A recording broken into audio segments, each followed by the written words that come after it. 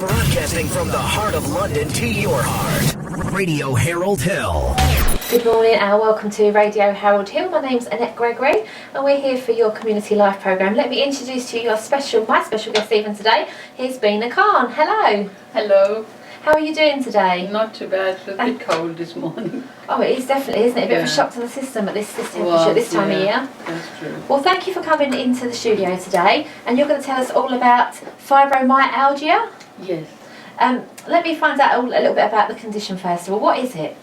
Well, it is very unusual condition, which is sometimes being mistaken as someone who's got chronic illness, like fatigue is the first symptom of that. You get terrible fatigue and you get muscles pain all over the body, which is, you can't even spot it where it is because it keeps moving. And you got like kind of, it's like a flu, but then you feel that it's flu which is linger on all over the time. You feel unwell. And another thing is lots of other areas of your body, which stiffness as well, and fatigue and tender points in every body. In body they got tender points where it hurts, wherever. And it affects you mentally as well as physically. So it's quite devastating, sometimes debilitating. And irritable bowel syndrome is another part of it as well. Some people have, some don't. Now, would you have all of those symptoms at any one time, or could it just be some of them to be that condition? Well, people who've been diagnosed with fibromyalgia, they've been diagnosed because of all the symptoms they have. Right. They have all of them, yeah. And unfortunately, there is no cure at the moment. No research has been done. So is there treatment that can make it a bit better for you? At the moment, there isn't nothing you can say apart from they give you just painkillers really, because to deal with the pain is too much. You can't really do your daily activities, so it's so difficult. And sleeping is another problem. I got sleep apnea, which means that when you sleep, I do sleep, and most of the time I'm awake. So my body is not responding, it's not repairing itself. So all the day I have to pay the price, and I'm getting extremely tired, fatigued. So that's something quite worrying, yeah. But I do try to think positive, and hopefully there'll be something done in the future. Yeah, let's hope so. It sounds really horrible. Now, does it come in a sort of a bout and then it goes away for a little while, or is it just constant, ongoing? Unfortunately, the pain is constant, but sometimes you do feel better on good days and bad days. If it's a sunny day and you have a little bit better, you had good rest, have your painkillers, and life gets a little bit better, you can do things. But it is continuous, unfortunately, yeah. You mentioned the sunshine, so is it worse in the winter and better in the summertime? I feel that way, yeah. Most people have said that the warmth helps them. If they feel warmth, stay in a warm environment, it helps them. But the other thing is we get very sensitive, because anything hurts. If it's too hot, I feel too hot. If it's a little bit cold, you feel too cold. It's like you're just becoming a sponge. You're getting too soft, you're taking everything in too much. And do they know what causes it? Unfortunately, no. They have not, whatever research has been made, they just can't say what the reason is. So obviously, if they don't know what causes it, they can't even cure it. So could it be linked to depression? I mean, I'm thinking with the sunshine and picking people up and making people feel a bit more cheerful. No, it's not. Basically, depression is completely different. But obviously, if you've been ill so long, you might feel depressed. It is bound to happen to people when you get ill. You feel a bit down, but it's not basically not depression. And how many people in the country suffer from this condition? I think last time I looked and checked it online, it was about 4% of people. So that's a lot, isn't it? Yes, that's a lot. In other countries, in America, it's quite widespread. It's quite low, and even they have not found any cure. They're working on it. So far nothing has been done. Oh, that's not good, is it? So what sort of support is available at the moment? Well, unfortunately not much, apart from the people who suffer from it. They feel very isolated, and most of the time, because we look quite well. I mean, do I look ill? I don't. So most people, they think that, oh, she's fine, but she's just lazy, she don't want to work or something. It's quite unfortunate, and that's why I started making my sport group in Rumford area, because when I was diagnosed I was devastated because I felt so alone. Anyone I asked, they said, "What is this? Fibromyalgia? Never heard of it." And I never heard of it, and I was feeling so down. I said, and doctor said this is going to be a long-term thing. It's not going to go away, and I was so upset. So I keep on researching online, and after researching quite a long time, I found this Fibromyalgia Action UK. This is the biggest charity, national charity of UK. So I sent them contact. I said, "Do you have any information for locally where I can meet someone? I can discuss how it feels, how to cope with it."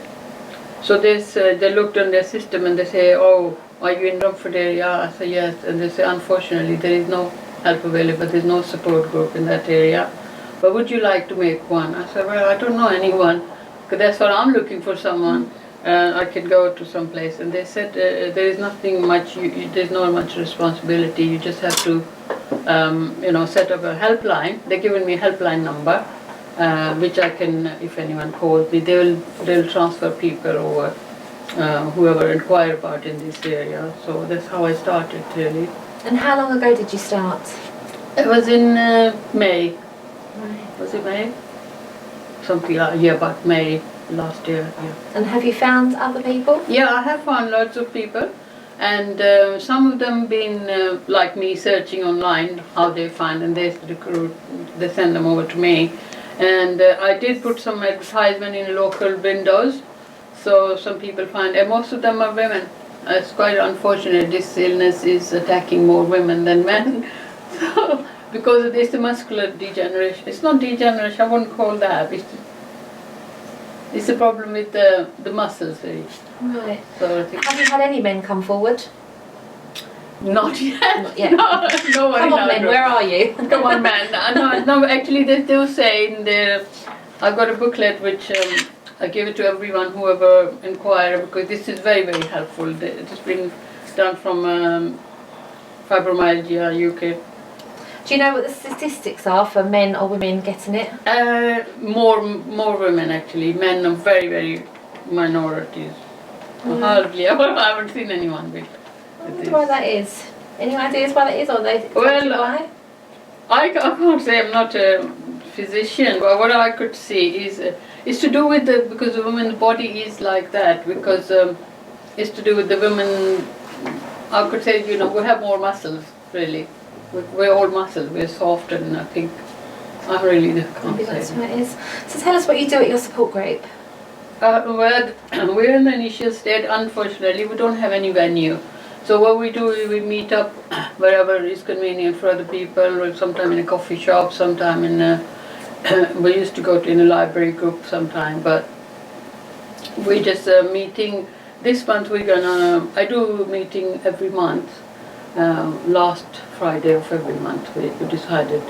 So we meet up there, whoever can make it. Unfortunately, most of the people are into that stage. Some of the ladies have been suffering for 10 years, some are suffering for 8 years, and they're all, some of them are, they can't even walk. They've been suffering for years and years, and they just, everyone have got holding sticks, and some of them completely disabled, some of them, whoever can come, when they do come, and we have a chat, and which is good because they feel good, because they know someone else, and we can talk about it, and sometimes we laugh about it and say just carry on as it is. No one's going to believe that we're ill, but we know how we feel. So that's one of those things, really. Does anybody else help you run the group, or is it just solely run by yourself? No, it's only me. There is no one. And if I need any help, I'll just contact my National Fibromyalgia Action UK, and they have given me leaflets, they've given me booklets to spread out to people. My aim is to actually make people aware in the area, because most people don't know what it is, and when they do know what it is, they don't know who to look for. And unfortunately, even the doctors, even the GPs, most of the doctors are unaware of this illness. So they need to be educated. So we have got some booklet which we're sending it to GPs to take this into consideration and learn what it is, and hopefully I'm aiming to do some fundraising. Like, I mean, why we're not doing any fundraising? Because we need to. Because there is big need for the research. There is no research has been done, and people have just been living in limbo, which is a bit unfair, I think. Yeah, something that needs addressing, I think, from what you're saying. Yes. How many people have you made contact with at your support group? About 37. That's quite a Yeah, lot. but unfortunately they can't come to the meeting, but they do, because I made a Facebook page, so I do contact them with all activities, any advices that we have, we pass it on to them. So they don't come, but they are a member of the group, yeah. So for anybody wishing to come to your next group, when is your next meeting? Our next meeting is actually, now that you remind me, it's on this Thursday. We decided this time to do Thursday. Mostly we do it on Fridays because a couple of ladies, they were saying they can't make it on Fridays because they're working that day. So we decided to do Thursday.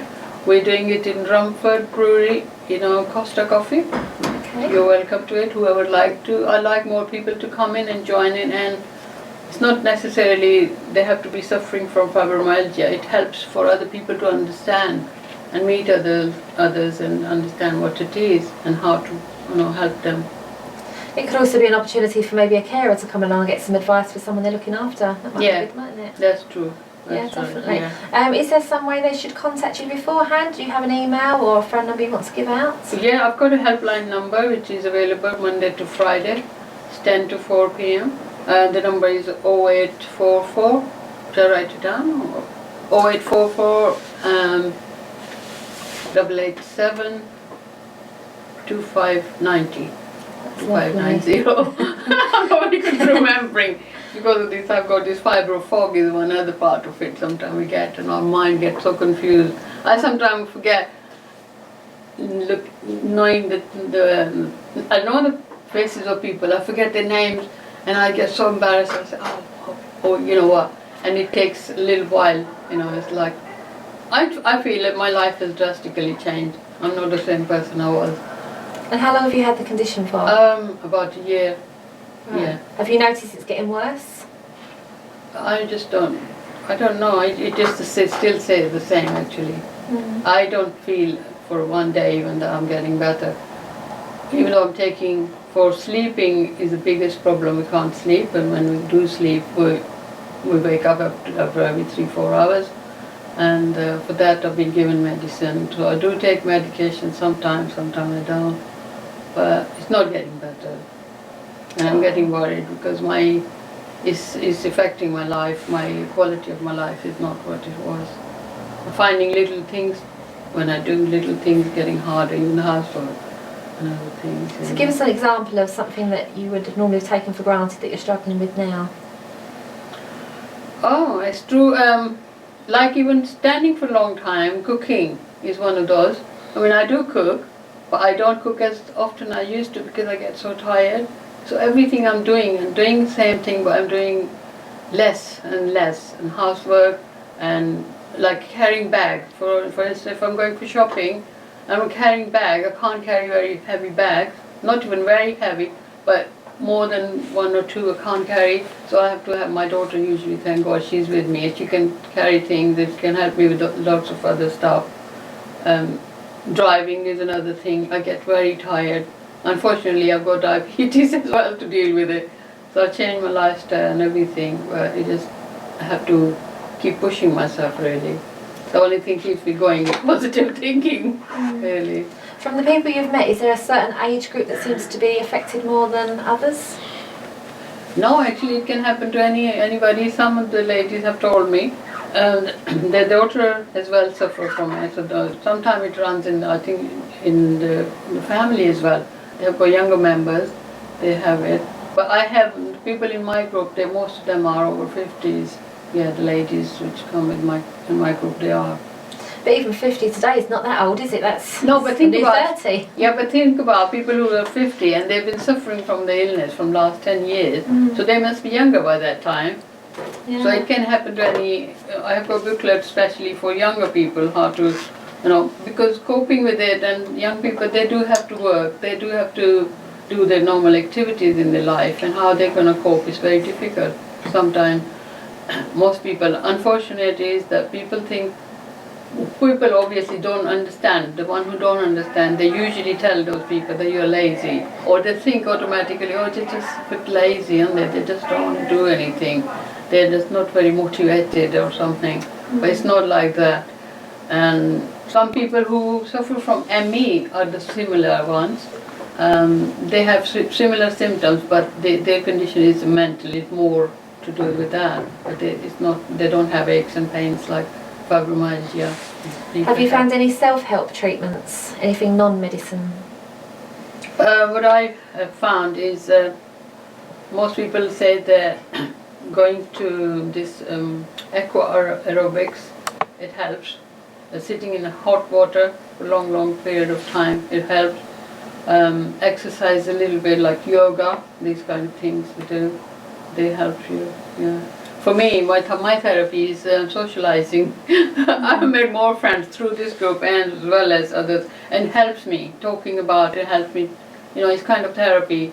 And art is another thing, because I'm an artist and I love painting.